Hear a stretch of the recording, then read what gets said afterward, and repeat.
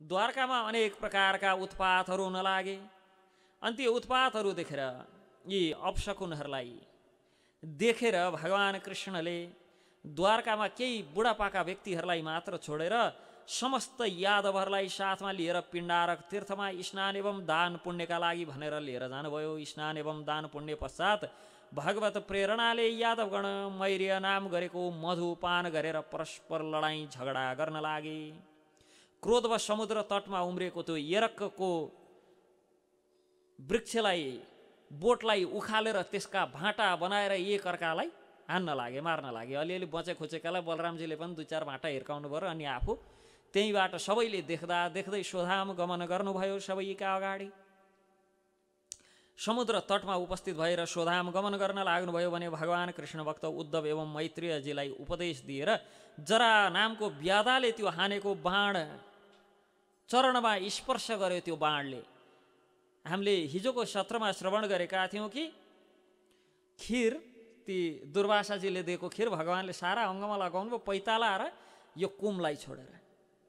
किनभने दुर्वासाले के भनेर त्यस पहाडी भगवानलाई चाहिँ आशीर्वाद दिनेवाला थिए त भन्दा जहाँ जहाँ त्यो खिर लेपन गर्नुभयो त्यहाँ केहीले आघात गर्न सक्दैन। बिचरा भगवानले उहाँ 8 लाख वर्ष अगाडि नै वरदान दिनुभएको छ अङ्गदलाई कि कुनै दिन तिमीले पनि मेरो शिकार गर्ने मौका पाउँछौ, चिन्ता नगर भनेर। अनि जराले आए, जराले त्यही बाण प्रहार गर्यो भगवानको श्रीचरणमा, त्यसले स्पर्श गर्यो र बाण भुइँमा झर्यो। जरा दौडँदै आयो, हेर्यो कि बाण भगवानको टक्क चरणमा झरेर बसेको छ। आयो, माफी माग्यो, रोयो, मबाट के यस्तो गल्ती भयो भनेर आदि इत्यादि। तत्पश्चात भगवानले पूर्व जन्मको स्मृति दिनुभयो तिनलाई, ती शिकारीलाई, र त्यो शिकारीलाई पनि लिएर भगवान स्वधाम गमन गर्नुभयो, आफ्नो धाममा जानुभयो। भगवान रामचन्द्र जब आफ्नो लीला यहाँ समाप्त गरेर स्वधाम गमन गर्न चाहनुहुन्थ्यो त्यतिखेर पनि दुर्वासाजी भोक्लाको भन्दै त्यहाँ पुगेका थिए। अहिले जब भगवान कृष्ण आफ्नो स्वधाम जान चाहनुभयो, अहिले पनि दुर्वासाकै कारण, दुर्वासाको श्रापलाई नै बहाना बनाएर भगवान स्वधाम गमन गर्नुभयो। अर्थात् भगवानलाई स्वागत गर्न सबै देवी देवता आदि सबै लागेर गए पनि भगवानलाई बिदाबारी गर्ने बेला दुर्वासा टुप्लुक्क आइपुग्नुहुन्थ्यो। कि भगवानलाई बिदाबारी गर्नेवाला कार्य सधैँ दुर्वासाले गर्नुहुन्थ्यो। यस प्रकार पृथ्वीको भार उतारेर भगवान श्रीकृष्ण स्वधाम उपस्थित हुनुभयो। यो मौसल संहार लीलामा दुर्वासा आदि ऋषि केवल निमित्त कारक थिए। भगवत इच्छा नै प्रधान कारण हो। तर निमित्त इच्छा हुँदा हुँदै पनि भगवान को यो कार्य पूर्ति हेतु यी दुर्वासा प्रधान कारक भएर उत्पन्न हुनुभयो। यस प्रकार भगवानले ती यादव वंशीहरूको उद्धार जो गर्नुभयो, यादव वंशीहरूलाई स्वधाम जब लिएर जानुभयो, त्यो स्वधाम लिएर जाने कारक दुर्वासा बन्नुभयो। र हामी हिजो चर्चा गर्दैथ्यौँ भगवान श्रीकृष्णचन्द्रको, भगवान कृष्णचन्द्र कस प्रकार ती राधा रानी आदिको भाव देखेर पग्लिनुभयो र जगन्नाथ वेश, जगन्नाथ स्वरूप भगवानको बन्यो भनेर। आज स्नान यात्रा विशेष छ। आजका दिन भगवान जगन्नाथको अन्य सबै भगवानका श्रीविग्रहहरू पत्थरबाट, धातुबाट बन्छन्। जगन्नाथजी दारु ब्रह्म भनिन्छ। दारु भनेको काठ, ब्रह्म भनेको भगवान। जो काठबाट निर्मित श्रीविग्रह भएका कारण भगवानको जगन्नाथको स्वरूपलाई दारु ब्रह्म भनिन्छ। र भगवान जगन्नाथ दारु ब्रह्म भएका कारण अरू सबै भगवानका सबै स्वरूपलाई, श्रीविग्रहलाई के गरिन्छ त प्रत्येक दिन बिहान स्नान गराइन्छ। जगन्नाथजी चाहिँ वर्षमा एकपटक स्नान गर्नुहुन्छ। आजको दिन, आज चाहिँ जगन्नाथजीको नुहाउने दिन। वर्षमा एक दिन नुहाइदिन्छन्। नुहाए पछाडि जगन्नाथजी बिरामी परेर सिकिस्तै भएर सुत्नुहुन्छ 15 दिनसम्म। एक पक्ष पुरै 15 दिनसम्म भगवान अब आजबाट सिकिस्त बिरामी। जगन्नाथजीका पुजारीहरू र वैद्यहरू जडीबुट्टी खोज्न सारा भारत खण्ड घुम्छन्। भगवानको उपचार गर्नलाई। बडो गजब लीला छ। आज स्नान यात्राको पहिलो दिन दुर्वासाले जति लीलाहरू गर्नुभयो ती सबै लीलाहरू भगवानलाई, भगवान कृष्णचन्द्रलाई भक्तप्रति र भक्तहरूलाई भगवानप्रति आकर्षित गर्नका लागि एक, दोस्रो भक्तको महात्म्य कि भक्तहरू कति महान छन् भनेर बुझाउनका लागि, दुई, र तेस्रो भगवानको भगवत्ता सम्बन्धमा जीवलाई चेतना दिनका लागि, तीन। यी तीनटा उद्देश्यले दुर्वासाले बडो अचम्मका लीला गर्नुभयो। र दुर्वासा चरित्र यस्तो चरित्र हो जसमा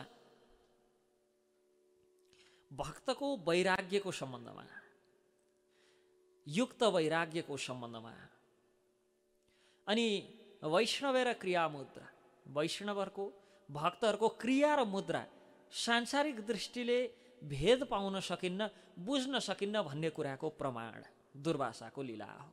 कि हामीले हाम्रो लौकिक दृष्टिले हेर्दा दुर्वासाले गरेका कार्यहरू बडो अचम्मका छन् र सहजतापूर्वक समाजले स्वीकार्न सक्ने खालका पनि छैनन्।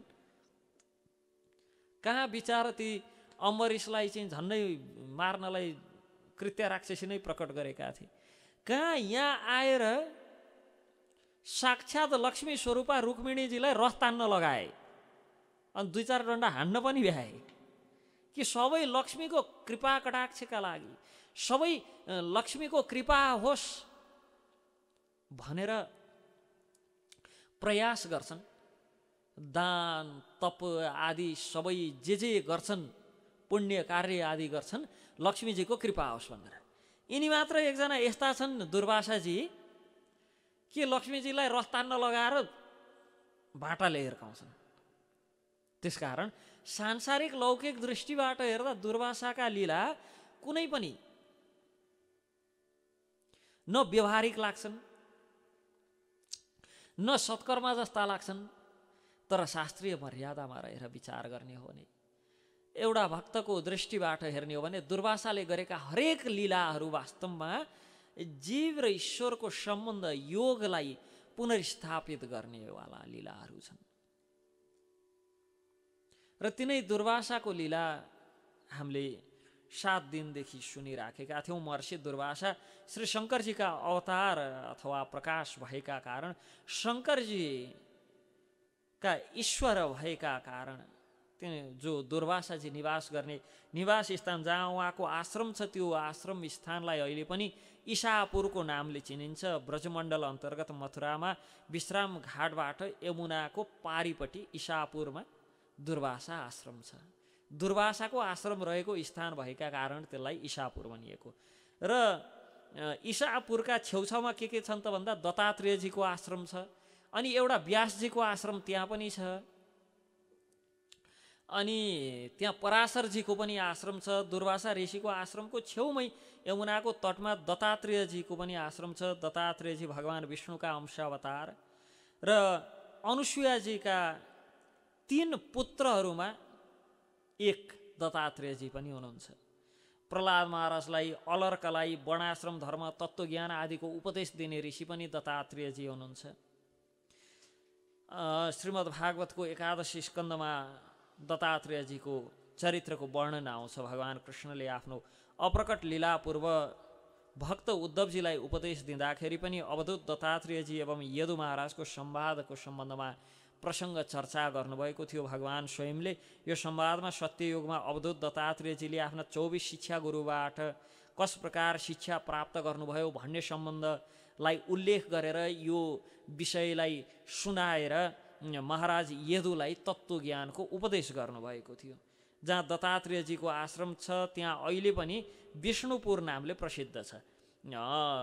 दुर्वासाजीको आश्रम भएको नामलाई इसापुर भनेर चिनिन्छ, दत्तात्रेयजीको आश्रम भएको ठाउँलाई विष्णुपुर भनेर चिनिन्छ। र द्वापर युगमा मल्लाहरू चाहिँ यहाँ आएर बसेका कारण त्यो गाउँलाई चाहिँ अहिले पनि मल्ला भनेर पनि भन्ने गर्छन्। र दुर्वासा ऋषिको समीपमै बायाँपट्टि अर्को आश्रम पनि पराशर मुनिको आश्रम थियो, जो नाना प्रकारका फलफुली युक्त वृक्ष एवं लता आदिले सुशोभित परम रमणीक स्थान। कालक्रमले यमुनाको बहाव एवं कटावका कारण वर्तमान अवस्थामा आश्रमको खासै त्यहाँ शेष त केही बाँकी छैन। तर दुर्वासाको जो इसापुर दुर्वासाको आश्रमको बिल्कुल बायाँपट्टि पराशर मुनिको पनि आश्रम थियो भनेर शास्त्रमा चर्चा आउँछ। ब्रह्माजीका मानसपुत्र ब्रह्मर्षि वशिष्ठजीका छोरा ऋषि अनि ऋषिका छोरा पराशर। अदृश्यन्तिर ऋषिबाट जन्मनुभएका जो ऋषि हुनुहुन्छ, जो व्यासदेवका पिता हुनुहुन्छ, उहाँ पराशर ऋषि। वशिष्ठ स्वयंले नै आफ्ना नातिलाई चाहिँ पालन पोषण गरेर संस्कार आदि गरेका कारण पराशरले वशिष्ठलाई आफ्नो पिता भनी ठान्नुहुन्थ्यो।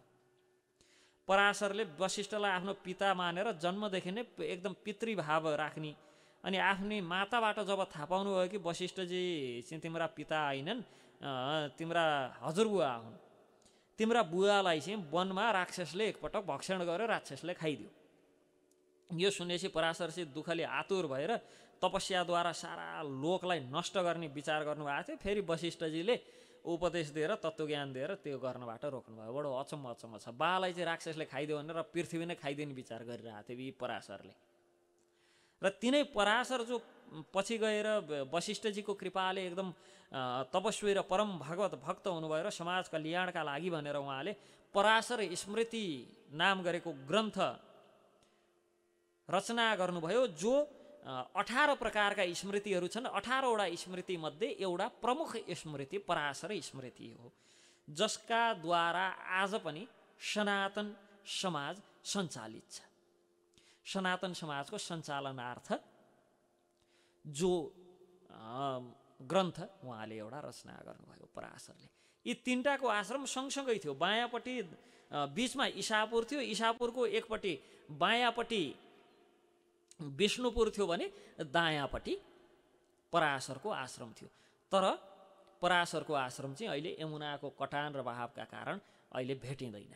केवल इसापुर र विष्णुपुर मात्र बाँकी छ। आज पनि वृन्दावन गयो भने यी दुईटा पुरहरू, त्यो इसापुरमा दुर्वासाजीको आश्रम हामीले दर्शन गर्न सक्छौँ। तिनै दुर्वासा जसका काखमा भगवान स्वयं बसेर दारी तान्दै चर्चा परिचर्चा गर्नुहुन्थ्यो, गफगाफ गर्नुहुन्थ्यो। दुर्वासा ऋषि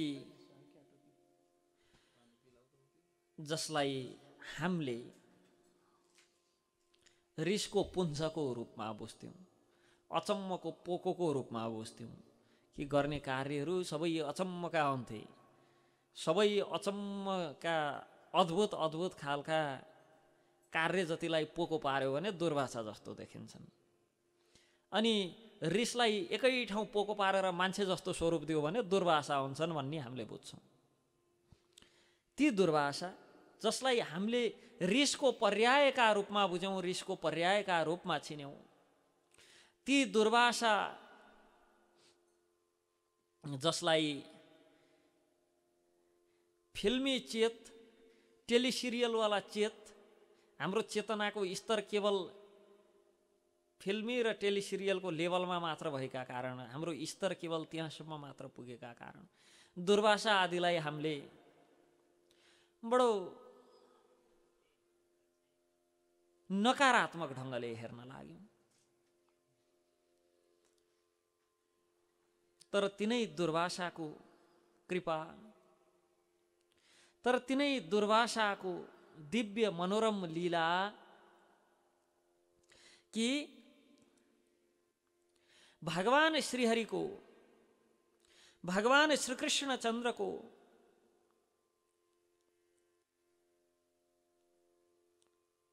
लीला गुण रूपको हामीलाई दर्शन गराउनु भयो। कस्ता भगवान! सच्चिदानन्द रूपाय कृष्णाय क्लिष्टकारिणे भगवान नमो वेदांत वेद्याय गुरवे बुद्धिसाक्षिणे। कि त्यस्ता कृष्ण जो सच्चिद र आनन्द स्वरूप हुनुहुन्छ, ईश्वर परम कृष्ण सच्चिदानन्द विग्रह अनादिरादिर गोविन्द सर्व कारण कारणम, जो सबै कारणका आदि कारक हुनुहुन्छ, जो वेद पुरुष हुनुहुन्छ। नमो वेदान्त वेद्याय, कि जसले ती भगवानलाई जान्न सक्यो, बुझ्न सक्यो, त्यसले सम्पूर्ण वेदलाई जान्न सक्यो, सम्पूर्ण वेदलाई बुझ्न सक्यो। गुरवे वोद्देशाक्षिणे, जो परम गुरु हुनुहुन्छ, त्यस्ता भगवानको लीला दुर्वासाले प्रकट गरिदिनु भयो। दुर्वासाका कारणले भगवानका यस्ता दिव्य लीलाहरू हाम्रा अगाडि प्रकट भए। तद्विष्णु परमं पदम सदा पश्यन्ति सूरय दिव्य चक्षुरा ततम। भगवान ती विष्णु जो परम सत्य हुनुहुन्छ, जसका चरण कमलको दर्शन पाउनका लागि सदा पश्यन्ति सूरय, परमम पदम, जसको पदको, जसको श्रीचरणको दर्शन प्राप्तिका लागि सदा पश्यन्ति सूरय, सधैँ ती देवताहरू लालयित रहन्छन्। यम ब्रह्मा वरुणेन्द्र रुद्र मरुतस्तुन्वन्ति दिव्यैस्तवैर्, जो यम ब्रह्मा वरुण इन्द्र रुद्र मरुत आदि सबै, ब्रह्मा यम ब्रह्मा इन्द्र रुद्र मरुदगण आदि सबै, वरुण इन्द्र आदि सबै, जसको चरण कमलको तद्विष्णु परमं पदम सदा पश्यन्ति सूरय, सदा उहाँको त्यो पदको पश्यन्ति दर्शनको जो लालयित हुने गर्छन्। दिव्य चक्षुरा ततम, सूर्य भाँति आफ्ना शक्ति किरणबाट हर वस्तुमा व्याप्त हुनुहुन्छ। त्यही व्यापकताका कारण उहाँको त्यो कोटि सूर्य समान तेजका कारण, शक्ति किरणका कारण परब्रह्मका रूपमा निर्विशेष रूपमा पनि लाग्नुहुन्छ, प्रतीत हुनुहुन्छ। त्यस्ता भगवानका सम्पूर्ण लीलाहरू प्रकट गराउने दुर्वासा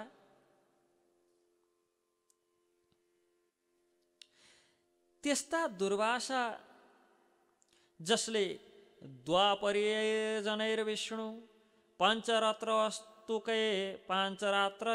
केवलै कलौ तु नाम मात्रेण पूज्यते भगवान हरि, जसले चारै युगमा गर्ने सद्धर्म गर्न सौभाग्य प्राप्त गर्नुभयो, द्वापर युगमा गर्ने तपस्या जसले गर्नुभयो, त्रेता युगमा आएर जसले अनेक विशाल विशाल यज्ञादि गराउनु भयो, द्वापरमा जसले भगवानको साक्षात सेवा गर्नुभयो र कलिकालमा आएर नाम मात्रेण पूज्यते भगवान हरि, नाम संकीर्तनद्वारा भगवान हरिको पूजामै व्यस्त हुनुहुन्छ, त्यस्ता दुर्वासा अरु को छ? जसले सत्ययुगको तपस्या पनि गर्न भ्यायो, त्रेता युगको यज्ञादि पनि गर्न भ्यायो, अनि द्वापर युगको श्रीमूर्ति र सेवय पनि गर्न भ्यायो, अनि कलियुगमा नाम संकीर्तन गरेर मदमस्त रहन पनि भ्यायो। केवल दुर्वासा हुनुहुन्छ। त्यस्ता दुर्वासा हामीले बुझ्ने दुर्वासा र शास्त्रले हामीलाई बुझाउने दुर्वासा,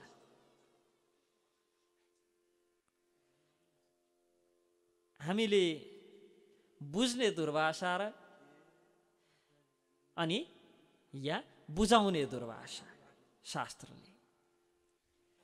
ती दुर्वासा जसले सत्ययुगमा सत्ययुगको तपस्या देखि लिएर कलियुगको हरिनाम संकीर्तनसम्म गर्न भ्याए।